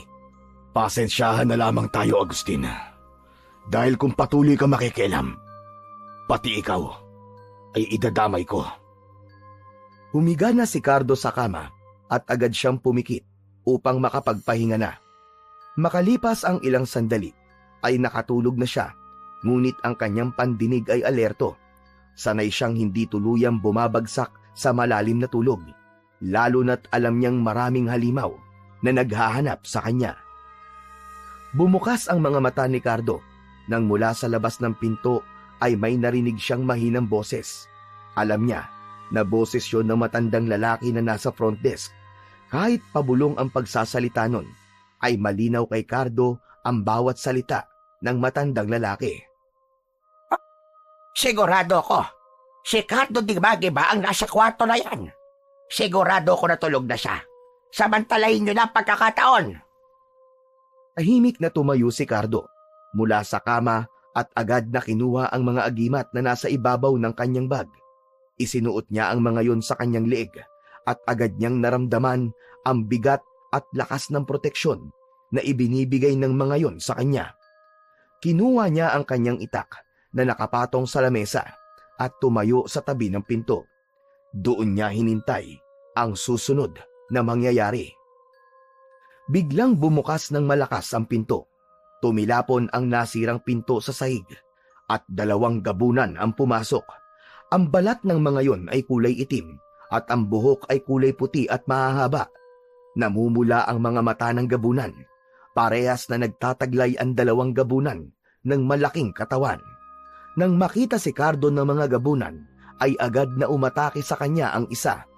Sinunggaban siya nito pero mabilis siyang umiwas at tumama ang matutulis nitong mga kuko sa dingding. Nawasak ang dingding. Sumugod agad ang isa pang gabunan na sinubukang kalmutin si Cardo. Tumalon si Cardo paatras at muli siyang tumakbo paunan, sabay taga ng itak sa braso ng gabunan. Akala nyo ba matatakot ako sa laki nyo? Nagkakamali kayo! Tumalon papunta kay Cardo ang isang gabunan. Yumuko si Cardo at iniwasan ito. Mabilis niyang kinuha ang buntot ng pagi at hinampas niya ang gabunan sa muka na nag-iwan ng malalim na sugat. Napasigaw ang gabunan sa labis na sakit. Habang namimilipit sa sakit ang isang gabunan, ay sinamantala niya yun upang atakihin ng isa pa. Ngunit nang sinugod niya ito, ay isang malakas na suntok ang pinakawalan nito. Tinamaan siya ng suntok nito sa tiyan. Tumilapon siya at tumama ang likod ni Cardo sa dingding. Nanlaki ang mga mata niya nang makita niyang pasugod sa kanya ang isang gabunan. Agad niyang inihanda ang kanyang itak at nang ilang dangkal na lamang ang pagitan nila ay sinalubong niya ng saksak ng itak ang gabunan sa tiyan. Napaatras ang gabunan habang hawak ang sugat sa tiyan. Ngunit agad ding sumugod muli ang gabunan na yon kay Cardo. Nanatili siyang nakaupo sa sahig at tinaga niya ang binti ng gabunan. Natumba ito at agad niya itong pinaibabawan at paulit-ulit na tinaga ito sa leeg hanggang sa humiwalay na ang ulo nito sa katawan nito. Ang natitirang gabunan ay galit na sumugod kay Cardo. Kinuha nito ang lamesa at ibinato kay Cardo. Pero nasalag niya yon gamit ang itak. Lumapit ang gabunan at sinubukang sakalin si Cardo. Nagpambuno sila sa gitna ng kwarto at kahit mas malaki ang gabunan ay wala pa rin yung kalaban-laban kay Cardo. Habang hawak siya ng gabunan sa leeg, ay mahigpit niyang hinawakan ang itak at isinaksak niya yun sa ilalim ng panga ng gabunan. Tumagos ang talim nun hanggang sa bungo ng gabunan na dahilan upang bumagsak ito sa sahig nang wala ng buhay. Humihingal na tumayo si Cardo. Ang sahig ay puno ng dugo ng mga gabunan at ang mga dingding ay may malalaking uka dulot ng kanilang labanan. Hinugot niya ang kanyang itak mula sa ulo ng huling gabunan. Ibinalik niya yun sa kaluban at kinuha na niya ang mga gamit niya. Lumabas si Cardo ng kwarto at bumaba siya sa hagdan. Pagdating niya sa front desk ay nakita niya ang matandang lalaki. Nanginginig ito sa takot nang makita siya. Marahil ay hindi yun makapaniwala na buhay pa rin siya. Kung hindi ka lang matanda, pinatay na rin kitang hayop ka. Hindi na hinintay pa ni Cardo ang sagot ng matandang lalaki at naglakad na siya palabas ng motel. Alam niya na maaaring marami pa siyang makakaharap na mga aswang, pero sigurado siya na kahit na anong oras umatake ang mga yon, ay handa siya at hindi siya papayag na magwagi ang mga yon laban sa kanya. Hapon na nang marating ni Cardo ang harapan ng mansyon ni Agustin. Nakasilip siya mula sa likod ng isang puno habang pinag-aaralan ang bawat detalye ng paligid. Ang mansyon ay napapaligiran ng matataas na pader at isang napakataas na gate na bakal. Alam niyang mahina ang mga aswang sa oras na yon dahil maliwanag pa, pero nais niyang maging patas ang laban, kaya nagdesisyon siyang maghintay hanggang sa dumilim. Nanatili si Cardo sa likod ng malaking puno ng ilang oras. Makalipas ang ilang oras, ang araw ay tuluyan ng lumubog. Ang paligid ng mansyon ay lalo pang naging nakakakilabot. Ang liwanag ng buwan ay bahagyang sumilip mula sa likod ng mga ulap na nagbigay ng sapat na liwanag para makita ni Cardo ang kapaligiran. Itinali niya ang kanyang buntot ng pagi sa likod at hinigpitan ang sinturon ng kaluban. Humanda ka na, Isagani. Oras na ng aking paniningil. Tahimik na inakyat ni Cardo ang mataas na gate. Pagdating niya sa itaas, ay mabilis siyang tumalon pababa. Ngunit hindi nakaligtas sa mga aswang ang kanyang presensya. Mula sa madilim na bahagi ng bakuran, ay lumabas ang mga aswang. Lahat ay nakatingin sa kanya. Alam ni Cardo na iisa lang ang layunin ng mga yon, at yun ay ang patayin siya. Sabay-sabay na tumakbo ang mga aswang papunta kay Cardo. Ang ilan ay gumapang sa lupa. Ang unang aswang ay mabilis na sumugod kay Cardo, pero sinalubong yun sa muka ng talim ng kanyang itak. Bumagsak yun sa lupa at nangisay bago tuluyang namatay. Mula sa likuran, dalawang aswang ang sabay na umatake sa kanya. Tumalon naman si Cardo sa gilid at gamit ang buntot ng pagi ay hinataw niya ang isa sa muka. Ang isa naman ay tinamaan ng itak sa dibdib. Sa kalangitan ay may narinig si Cardo na kakaibang huni. Nang tumingala siya ay nakita niya ang tatlong manananggal na lumilipad sa itaas. Sabay-sabay na umatake ang mga manananggal kay Cardo, pero mabilis siyang nagkubli sa likod ng isang puno. Hinintay niya ang tamang pagkakataon nang bumaba ang isa sa mga manananggal upang subukang dagitin siya, ay lumabas siya sa likod ng puno. Hinuwa niya ang kanyang patalim at buong lakas na ibinato yun sa manananggal. Bumaon yun sa noo nito at agad itong bumagsak sa lupa. Ang natitirang dalawang manananggal ay lumipad pababa papunta kay Cardo. Hinataw niya ng buntot ng pagi ang mga manananggal at ang isa ay tinamaan sa pakpak. Naputol ang isa nitong pakpak kaya bumulusok ito paibaba. Nang humalik sa lupa ang manananggal, ay agad niya itong ginilitan sa leeg. Ang huling manananggal ay galit na umatake kay Cardo. Sinalubong ito ni Cardo at hinawakan sa pakpak.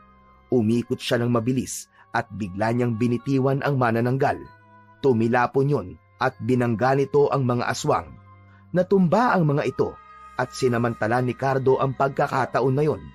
Mabilis siyang tumakbo sa mga bumagsak na aswang at manananggal at paulit-ulit niyang pinagtatataga ang mga yon. Halos maligo na si Cardo sa dugo ng mga aswang. Muling sumugod ang mas marami pang aswang kay Cardo. 20 o higit pa ang lumabas mula sa bawat sulok ng bakuran.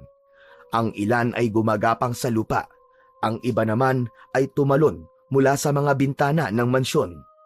Ngunit sa halip na matakot ay ngumiti pa si Cardo dahil matagal niya nang hindi nararanasan ang ganong klase ng pakikipaglaban sa mga aswang. Hinigpitan niya ang hawak sa kanyang itak at tumayo ng matatag. Naging mabilis ang pakikipaglaban ni Cardo. Sa bawat galaw niya ay may bumabagsak na aswang. Ang kanyang itak ay tumatama sa leeg at katawan ng mga aswang. Gamit din niya ang kanyang mga agimat upang maging mas epektibo ang kanyang mga sandata. Habang nakikipaglaban, wala siyang tigil sa pag-usal ng mga orasyon. Makalipas lamang ang ilang sandali, ay wala nang natira sa mga aswang. Ang buong bakuran ay puno ng mga walang buhay na katawan ng mga aswang. Humihingal si Cardo, ngunit alam niya na hindi pa tapos ang laban. Matalim ang mga mata na tinignan niya ang mansyon. Alam niya na nasa loob nun si Agustin at ang anak nito na si Isagani. Tahimik na tinahak ni Cardo ang malapad na daan papunta sa pinto ng mansyon. Nang makarating siya sa malaking pinto, ay tumigil siya saglit at huminga ng malalim bago niya yon binuksan.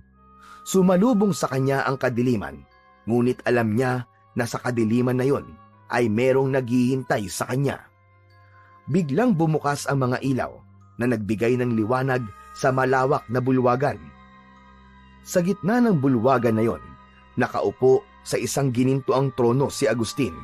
Sa likod nito ay nakatayo si Isagani. Bakas sa mukha nito ang takot.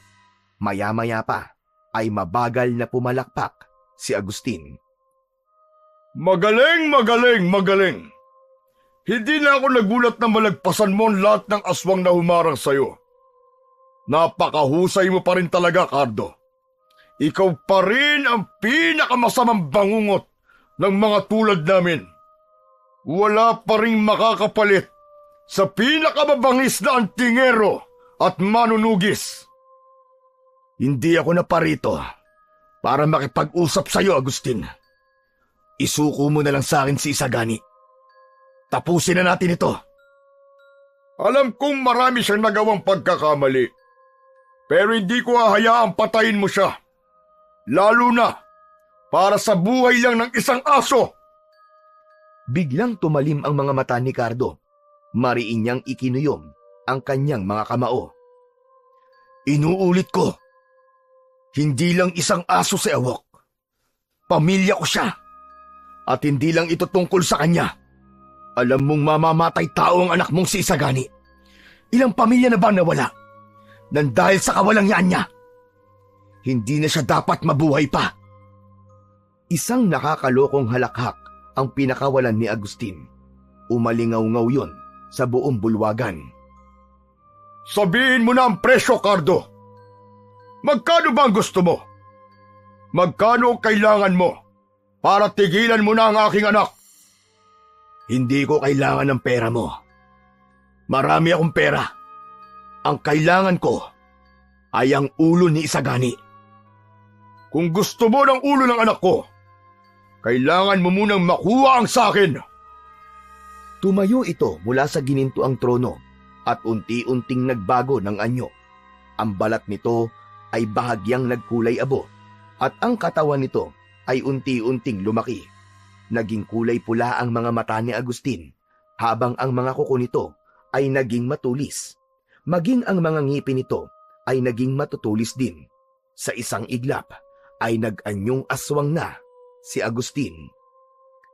Maging si Isagani ay naging aswang na rin. Alam ni Cardo na ang laban na yon ay hindi tulad ng mga nauna. Si Agustin ay ibang klase ng aswang. Biglang umangil si Agustin ng malakas. Kasunod nun ay sabay na umatake ang mag-ama. Si Agustin ay dumiretso kay Cardo mula sa harapan, habang si Isagani naman ay mabilis na pumwesto mula sa likod niya at sinubukan siyang atakihin mula roon. Dumausdos si Cardo patagilid at iniwasan ang pagsalpok ni na Agustin at Isagani sa kanya.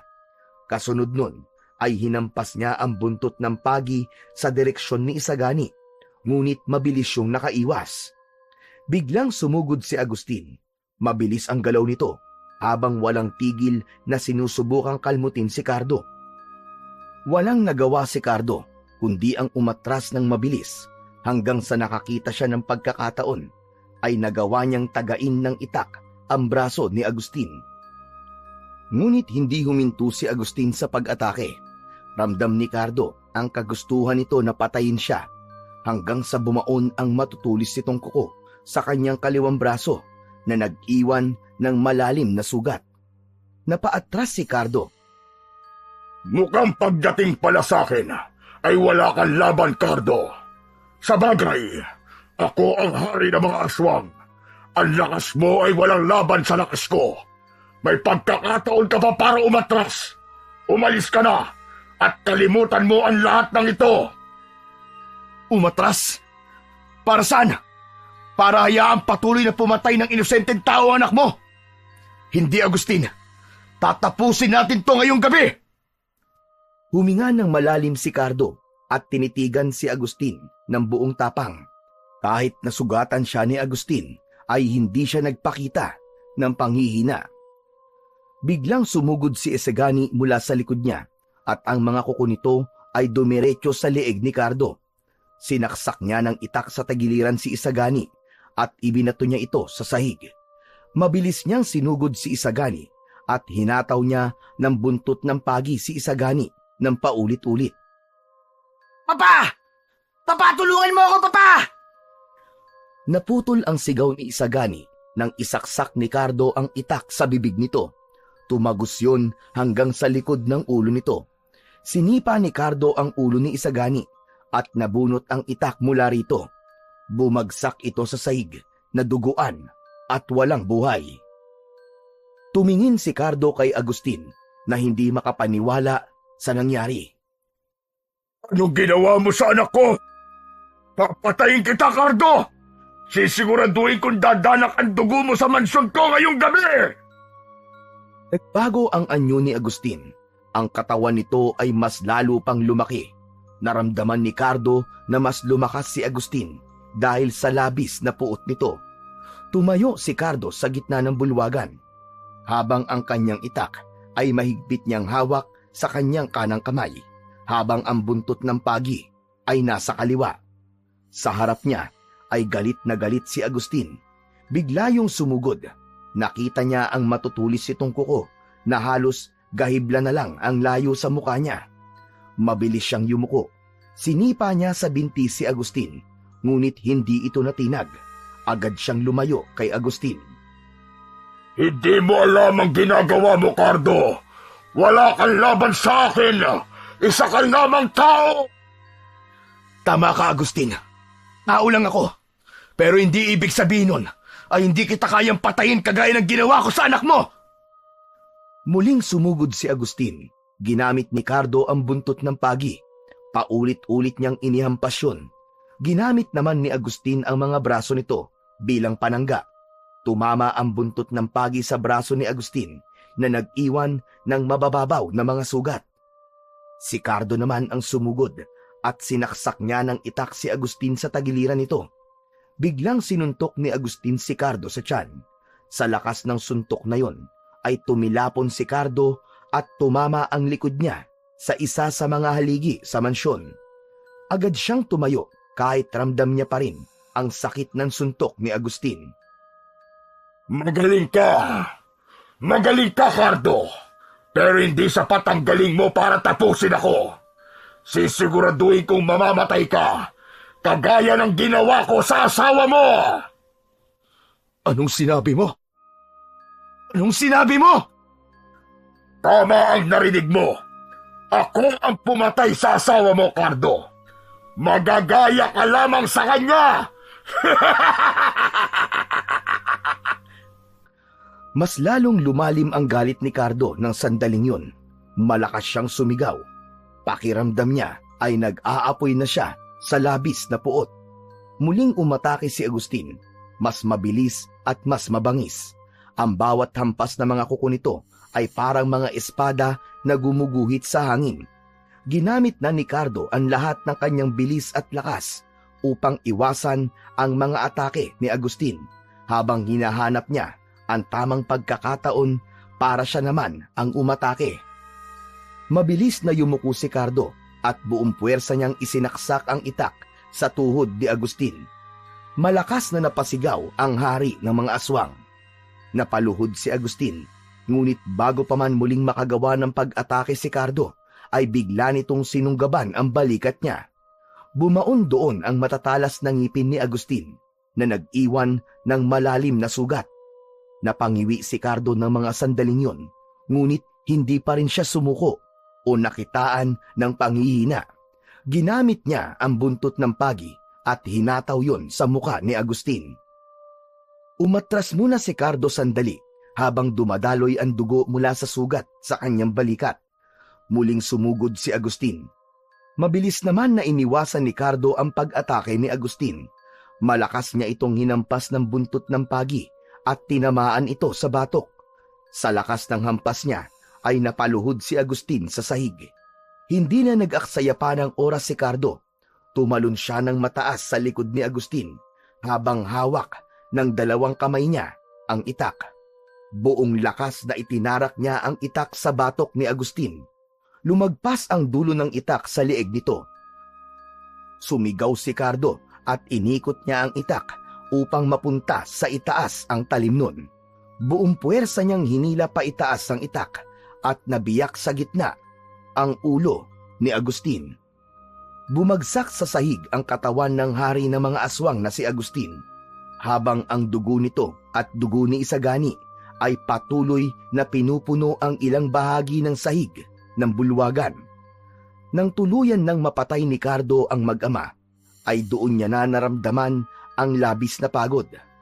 Habol niya ang kanyang paghinga, ngunit may kasiyahan sa puso niya sapagkat nagtagumpay siyang ipaghiganti si Ahok at higit sa lahat, ang kanyang pinakamamahal na asawa. Nagsimula ng maglakad si Cardo palabas ng mansyon hanggang sa tuluyan siyang nakalabas ng bakuran ni na Agustin.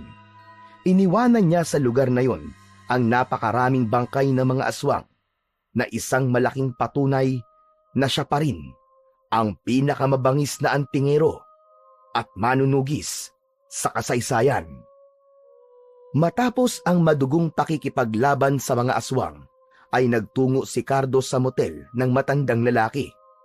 Takot na takot ang matanda nang makita na puno siya ng dugo. Pumasok siya sa isang kwarto at sa banyo na naroon ay nilinis niya ang kanyang katawan at nagpalit siya ng malinis na damit. Matapos yon ay agad siyang naglakbay pauwi sa kanyang bahay. Dapit hapon ng sumunod na araw, nang makarating si Cardo sa bahay ni Lolo Samuel. Dumaan muna siya ron bago tuluyang umuwi. Nang makita siya ng matanda, ay agad siya nitong niyakap at tinapik sa likod. Maya-maya pa ay pinakawalan na siya nito sa yakap na yon. Kumustang naging laban mo, Cardo? Tapos na po, Lolo Samuel. Napatay ko na si Agustin at ang anak niya. Alam kong magtatagumpay ka. Nag-iisa ka lang sa mundo, Cardo de Magiba. Walang aswang ang makakatalo sa'yo. Ngayon sabihin mo, ano na ang susunod mong plano? Babalik ka na ba sa bahay mo, sa gubat, at mananahimik na ulit? Hindi, Lolo Samuel. Sa tingin ko, oras na para bumalik ako ng tuluyan sa pagiging antingero at manunugis. Marami pa rin na mga aswang na umaabuso sa lakas at kapangyarihan nila. Hindi ko pwedeng hayaan na magpatuloy sila, habang alam kong may magagawa ako upang pigilan sila. Hindi ako titigil hanggat hindi ko nauubos ang mga ganong klase ng halimaw. Kung yan ang desisyon mo, ay susuportahan kita. Pero mag-iingat ka palagi, Cardo. Hindi lahat ng laban ay tulad ng mga nakasanayan mo. Tandaan mo, hindi mo kailangan dalhin ang lahat ng bigat at problema ng mundong ito. Salamat po sa lahat ng paalala, Lolo Samuel. Alam kong malaking tulong ang basbas mo sa akin. Kung wala ang gabay mo, hindi ko siguro magagawa ang lahat ng ito. Ang gabay ko ay maliit na bahagi lamang ng kung sino ka, Cardo. Ang tapang mo ang nagdala sa'yo kung nasaan ka man ngayon. Pero tandaan mo ito, sa bawat laban, ang Diyos pa rin ang pinakamalakas mong kakampi. Umango si Cardo sa matanda. Sa mga salitang yon ni Lolo Samuel ay mas lalong lumakas ang loob niya. Nagpaalam na siya kay Lolo Samuel at sinimulan ang kanyang paglalakad pabalik sa kanyang tahanan na nasa gitna ng kagubatan. Nang makarating si Cardo sa kanyang bahay, ay agad siyang dumiretso sa kusina upang magtimpla ng kape. Nang matapos siya, ay kinuha niya ang tasa at lumabas. Sa harap ng kanyang bahay ay naroon ang isang lumang tumba-tumba na nakapwesto sa tabi ng pintuan. Umupo siya roon at marahang humigop ng kape. Payapa niyang pinagmasdan ang kagubatan at ang araw na unti-unting lumulubog. Habang unti-unting nilalamon ng dilim ang kapaligiran, ay nanatiling nakaupo roon si Cardo. Alam niya na ang pagkapatay niya kina Agustin at Isagani ay simula lamang ng panibagong kabanata sa kanyang buhay. Doon niya napagtanto na kahit na anong gawin niya, hindi niya kailanman tuluyang maiiwan o matatalikuran ang pagiging antingero at manunugis niya. Ngunit sa oras na yon, ayaw niya munang isipin ang mga susunod niyang laban. Naniniwala siya na kung nasaan man ang kanyang asawa at si Awok, ay masaya ang dalawa sa tagumpay na kanyang nakamit.